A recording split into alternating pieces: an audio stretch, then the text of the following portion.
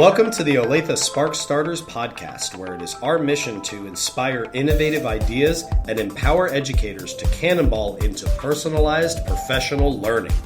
We're your hosts, Jordan Billings, 7th grade social studies from Indian Trail Middle School, and Ryan Stevens, 8th grade social studies at Summit Trail Middle School.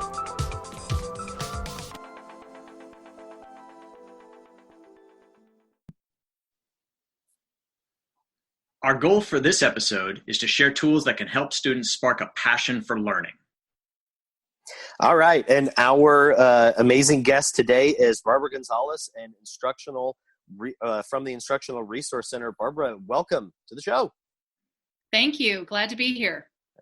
For those of us that don't know, could you introduce yourself a little bit? Just tell us kind of what you do. Absolutely. I am the Career and Technical Education Coordinator for the district, also known as CTE, and I oversee all of our CTE programs in both middle school and high school. That includes all of our business and computers, family consumer science, technology education, and our skilled trades at OATC. Awesome.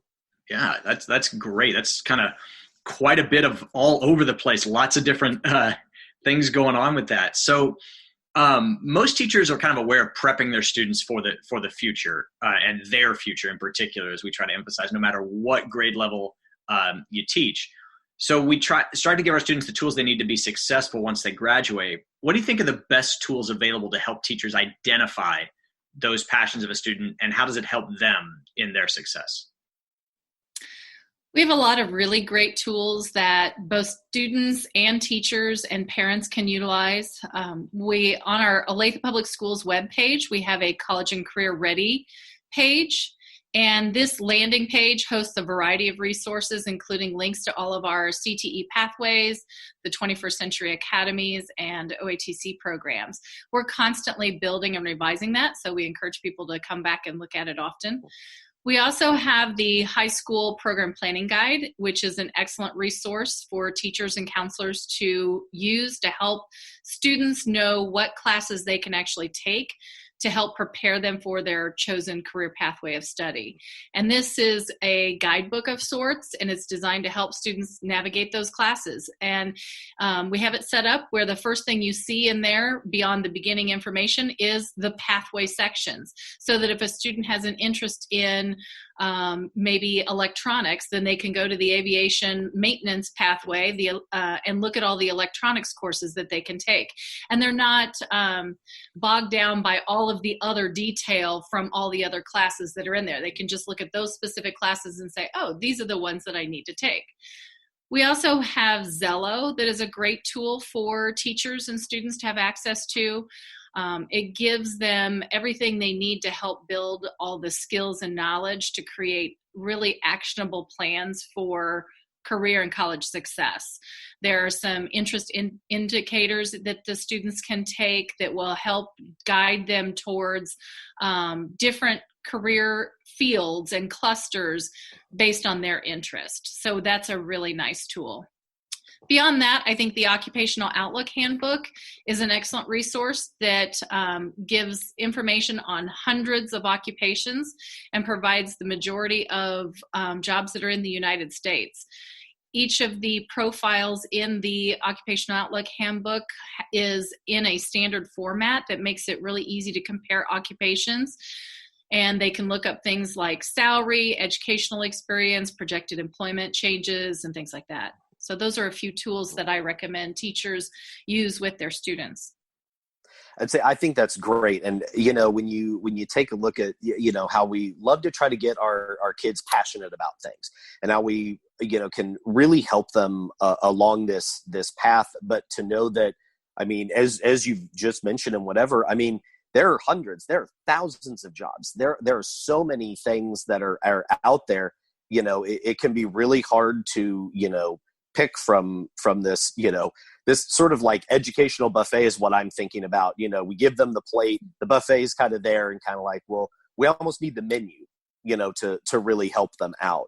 So what I'm thinking about for my own kids and my own class is, once we've identified a student's passion, what are the next step that, I as a teacher our schools can do to help them to build on that and really to help them move forward with what they want to do? So we really encourage students that once they've chosen that career pathway to take courses that are in that pathway, and not just build a schedule of haphazard courses, but courses that really link together.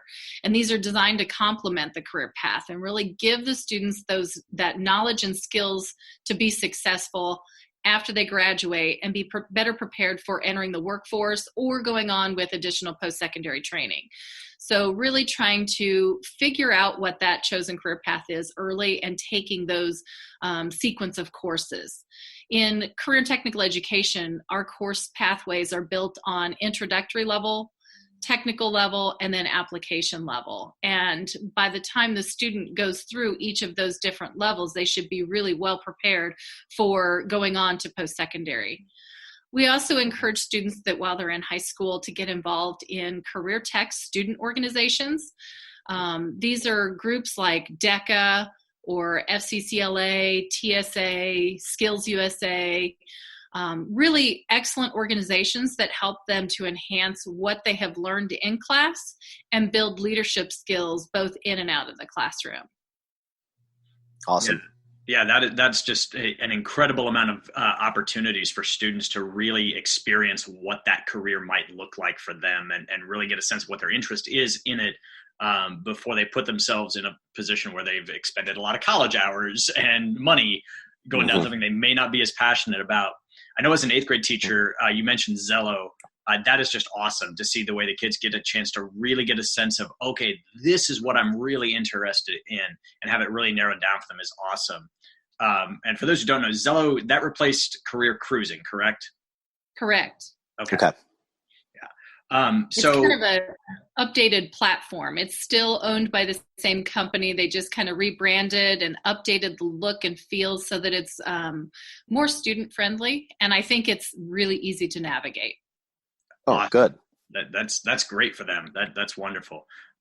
So how can we steer students down a path that targets their natural strengths and satisfies a passion that he or she has? You mentioned Zello. Are there any other online tools that help teachers expose students to those variety of pathways? Sure. So Zello, like you said, is great for connecting strengths and passions, but there's also places that teachers can go for virtual tours so that students can actually visit maybe a college campus or even a workplace and without having to be on campus or on site. The teachers can also assist in early exploration of different careers as they, so that students are more prepared to make decisions in high school, especially middle school. That's a really great time for exploration. So even in a math class or a science class, teachers can be introducing the idea of different careers that you can do with math or science, or with a background if you have a real passion for writing, what can you do with that particular passion in journalism? So if we help them to explore those options earlier, then we can get them on track in high school so that they can participate later on in their high school careers in work-based learning opportunities like internships. That's great on-the-job training. And see, I'm loving what we're really talking about here, which is, again, I mean, just seeing how this can be really focused on individual people. And it's not just it's all about what you're interested in and trying to figure out your own path. And I love that, of course, you've got 2 middle school teachers here and talking about how that's a great discovery time for people to discover, like, hey, I really do enjoy writing. Like, can I make a career out of this? Because that's kind of one of those things that a lot of us really think about, which is, finding a job that you love, not just a job that you can do. What are some other kind of post-secondary choices? Can you think of any, I guess, hidden gems, so to speak, of things that students should be aware of that involve maybe technical or on-the-job training that could happen right here in Olathe or in Johnson County? Yeah, we've got great hidden gems here in our area. The first one I can think of is Johnson County Community College. Definitely a hidden gem. It's a top-notch post-secondary institution which offers really affordable education options.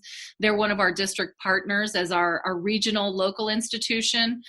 Our district continues to work with Johnson County every year to develop articulation agreements where students can take classes in high school that will give them credit in post-secondary degrees at Johnson County Community College.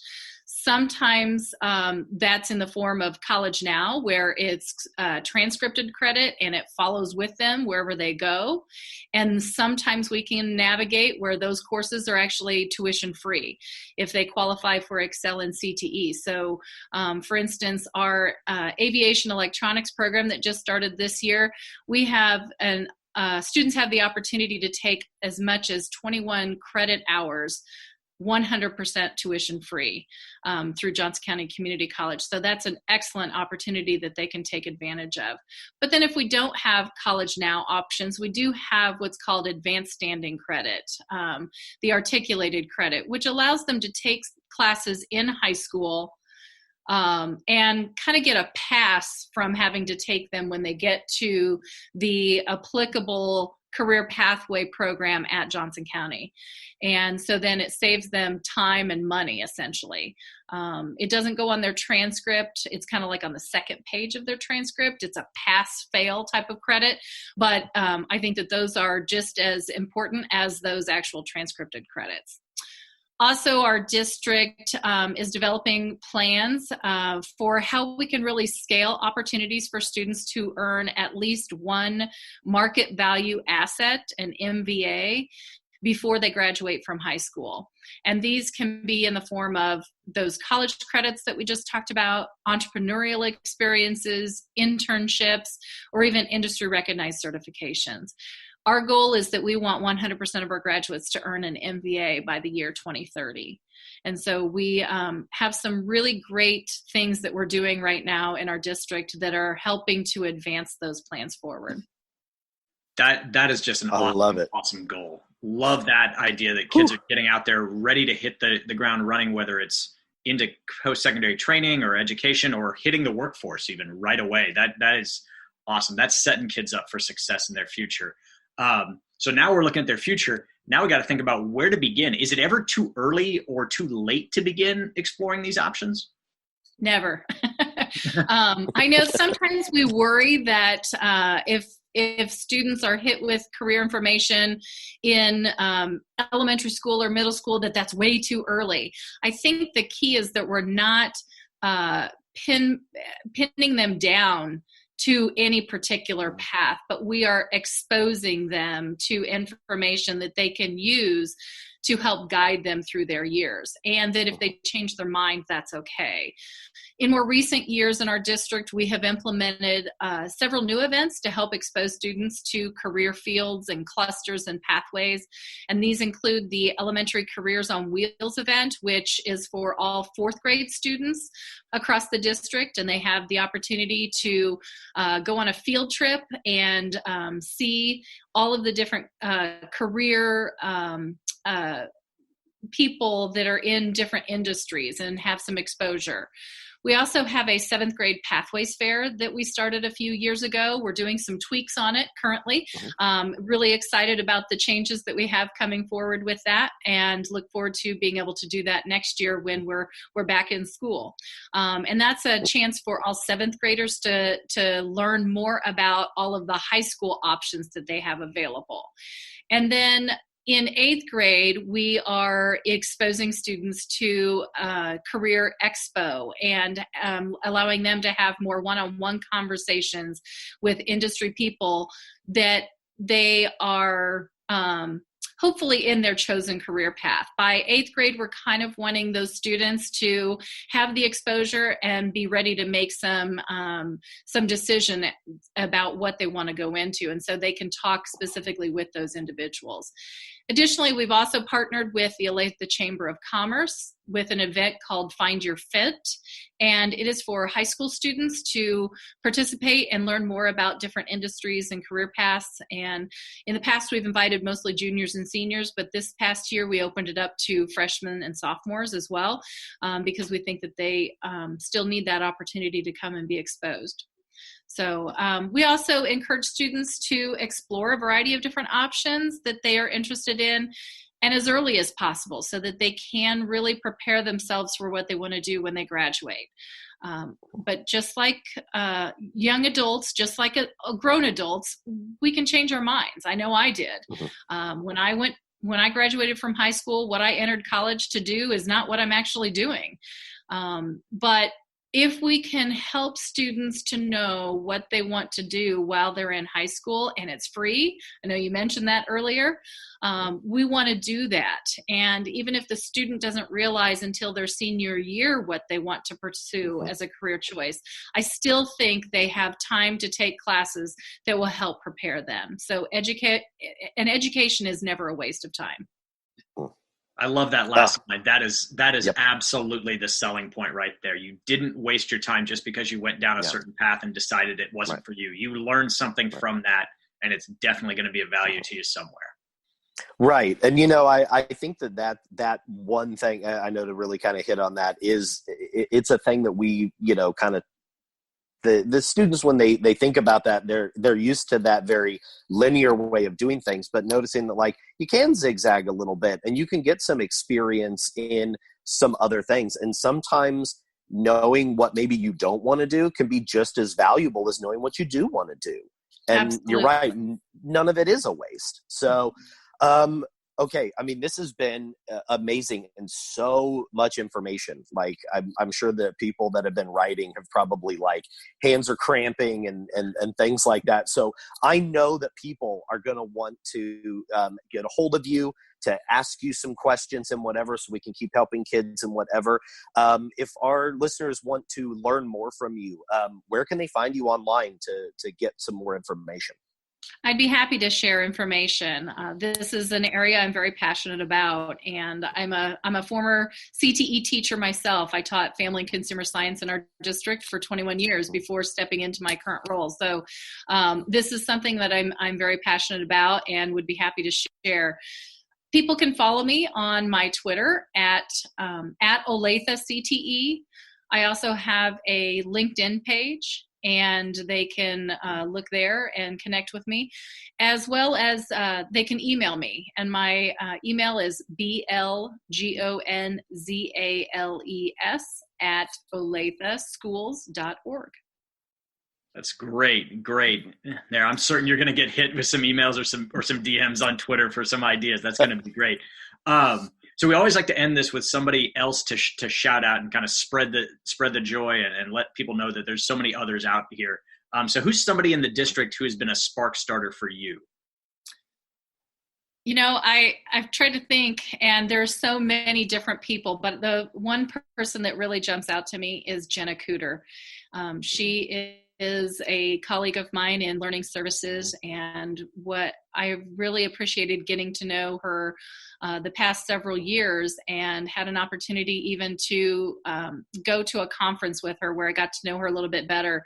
She's very passionate about professional learning, and that's what her role is. And she develops really creative ways to engage our learning services staff during monthly PD. So to me, she's somebody that I think is an excellent spark starter. I would absolutely agree. Great person to know. Well, absolutely. Hey. Yeah. Barbara, thank you so much for spending some time with us and being on the show. And thank you so much for all the amazing information. Thank you for having me. I really appreciate the opportunity. As always, check out the most recent aim to nominate a Spark Starter. There's a tab and a form to fill out where you can nominate somebody who's sparking innovation around you so that they can be recognized in the district. Until next time, keep sparking innovation.